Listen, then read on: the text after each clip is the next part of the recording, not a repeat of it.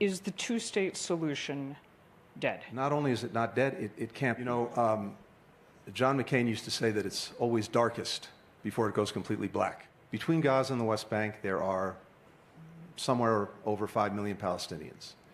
There are about 7 million Israeli Jews.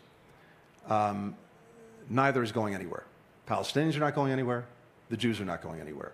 There has to be an accommodation, but an accommodation that does two things, that brings lasting peace and lasting security to Israelis who so desperately want it and need it, and fulfills the right to self-determination of the Palestinians. Now, with any right comes responsibility. Responsibility to build a state that would not be a threat to Israel, that won't be a Hamas-stan, that won't be like Lebanon with Hezbollah actually dominating the country.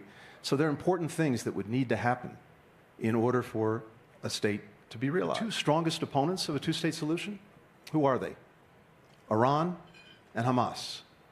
So the strongest possible rebuke to both Iran and Hamas would be the realization of two states. At every step along the way in the history of this, you go back to the Oslo Accords. Who tried to disrupt the Oslo Accords? Hamas. When the Arabs launched the Arab Peace Initiative and were moving toward recognition of Israel, who unfortunately effectively disrupted that? Hamas, with one of the most horrific terrorist attacks before October 7th that we've seen in Israel. So if you look at the logic of this, it's compelling. And there's something else, and I'm sorry for going on, but I think it's important. There is a different future.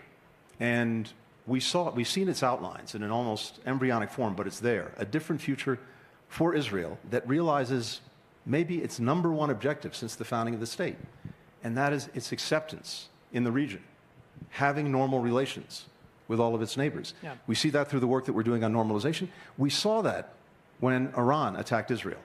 And for the first time, a direct attack from Iran on Israel, the United States, but not just the United States, European countries and countries in the region came to Israel's defense. So we can see a future where Israel is integrated in the region, it's more secure, the Palestinians realize their aspirations for a state, and the enemies of that future, Iran and its various proxies, are isolated.